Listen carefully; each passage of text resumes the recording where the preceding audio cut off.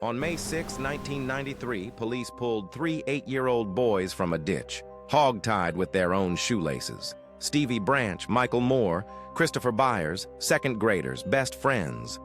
They'd vanished the evening before while riding bikes near a patch of woods the local kids called Robin Hood Hills in West Memphis, Arkansas. The crime scene was almost impossibly clean. No blood, despite catastrophic wounds. No fingerprints. No murder weapon. No witnesses. Within 1 month, 3 teenagers were arrested, tried, and eventually convicted. One of them was sentenced to die. Here's what should keep you up tonight. The total physical evidence connecting those teenagers to that ditch was 0. Not weak, not circumstantial, 0. And the thing that actually convicted them wasn't evidence at all. It was fear. A very specific kind of fear that had infected America in 1993, and it was about to swallow 3 teenagers whole. But before you can understand how that happened, you need to see what the police saw that morning. Because the crime scene itself was the first lie. West Memphis, Arkansas, 1993. A blue-collar truck stop town of 28,000 on the Mississippi River, churches on every corner. And across America, a phenomenon historians now call the Satanic Panic was reaching its fever pitch. Daytime talk shows, police seminars, and pulpits all warning that devil-worshipping cults were sacrificing children in the woods. So when 3 little boys turned up dead, stripped and bound in a creek, with one of them, Christopher Byers, brutally mutilated, the town didn't ask who did this. They asked which cult did this. And there was one teenager in West Memphis who fit the nightmare perfectly. Damian Echols, 18. He wore black. He listened to Metallica. He read Stephen King and books on Wicca. He had a history of depression and a smart mouth. Within days, before autopsies were even complete, a juvenile officer named Jerry Driver told investigators Echols was capable of this. No evidence, just a feeling. The police began building a case backwards. They had their suspect. Now they just needed a story. And on June 3rd, they found someone who would give them one, a 17-year-old with an IQ of 72. Jesse Miskelly Jr. was 17 years old, with an IQ of 72, the cognitive level of a young child. On June 3rd, 1993, police interrogated him for roughly 12 hours. No parent present, no lawyer. Of those 12 hours, only about 46 minutes were ever recorded. And in those 46 minutes, Jesse confessed, saying he, Damian Echols, and 16-year-old Jason Baldwin attacked the boys. Case closed. Listen to what he actually said. Jesse claimed the murders happened in the morning.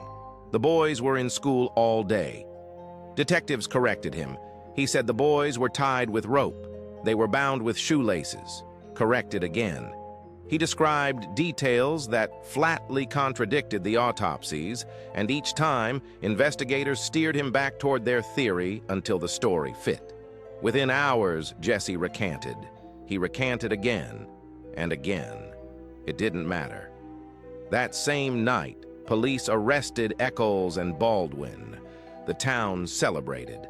The nightmare was over.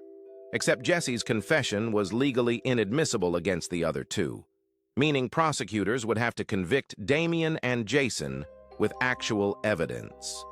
Remember that, because what they brought into that courtroom instead should terrify you. Here is the complete physical case against Damian Echols and Jason Baldwin. No fingerprints at the scene, no DNA, no hair, no fibers, no blood on their clothes, no murder weapon tied to them. A knife was dredged from a lake behind Baldwin's trailer park. Experts couldn't match it to a single wound. So what did the prosecution present instead? A so-called occult expert named Dale Griffiths, whose PhD came from a mail-order diploma mill that required no classes, testified the killings bore the trappings of occultism. His proof.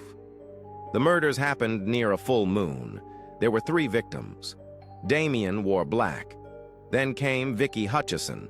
a witness who claimed she'd attended a satanic gathering with Eccles. Testimony she later admitted was, in her own words, a fabrication. Then jailhouse informants. Then teenagers who said they'd heard Damien brag at a softball field. In February 1994, the jury deliberated.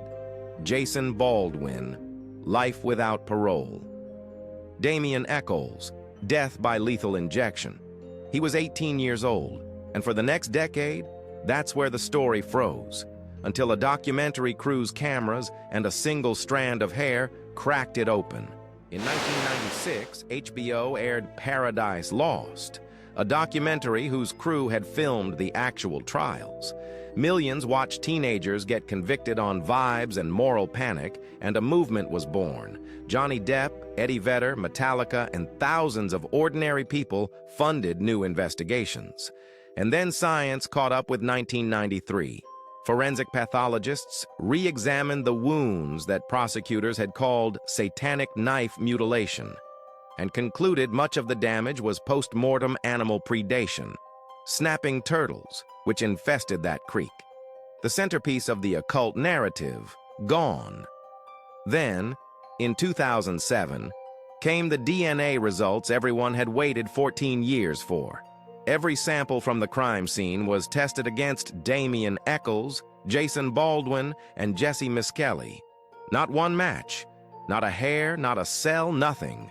3 convictions, 3 boys dead, and the men in prison had left no trace at the scene because they had never been there. But the DNA testing didn't just exclude them, it found something. A hair tied inside the knots of the ligatures binding Michael Moore. And when analysts identified who it was consistent with, the entire case turned inside out. The hair knotted into the ligature was consistent with Terry Hobbs, the stepfather of victim Stevie Branch. A second hair found on a nearby tree stump was consistent with a friend of Hobbs. Hobbs has always denied any involvement, and he has never been charged with any crime. But consider what the defense uncovered. Hobbs was, by multiple accounts, one of the last adults seen with the boys that evening, a detail police never seriously pursued in 1993. He was never formally interviewed by police during the original investigation, not once. Years later, in a sworn deposition, family members made disturbing allegations about his temper. None of it proven, all of it ignored in 1993, because the police already had their Satanists. Facing a likely new trial the state could not win, Arkansas offered a deal in August 2011, the Alford plea, a legal paradox where the 3 men could assert their innocence while pleading guilty in exchange for immediate release. On August 19, 2011, after 18 years, Eccles spending most of it on death row in solitary, they walked free, but still convicted killers in the eyes of the law. And that's the part nobody talks about. Think about what the Alford plea really means. The state of Arkansas released 3 convicted child murderers, men it once insisted were satanic killers, back onto the street with time served. If prosecutors truly believed they were guilty, that decision is unthinkable. And if they believed they were innocent, then the state knowingly kept the word guilty stamped on 3 innocent men to shield itself from lawsuits worth millions. There is no third option. Meanwhile, the case of Stevie Branch, Michael Moore, and Christopher Byers remains functionally closed. No one else has ever been charged. In 2022, Damien Eccles won the right to pursue new DNA testing with modern technology. The fight for full exoneration is still happening right now, 3 decades later. 3 little boys never got justice. 3 teenagers lost 18 years to a moral panic dressed up as an investigation. And somewhere, the person who tied those knots has spent 30 years free. So, the coerced confession, the turtle wounds, the hair in the ligature. What do you think really happened in Robin Hood Hills? Drop your theory in the comments. And if you want more cases like this, you know what to do. We left out one crucial detail on purpose, because it connects to our next mystery in a way that will blow your mind. Don't miss it. Subscribe and hit that bell. A new mystery drops every single day.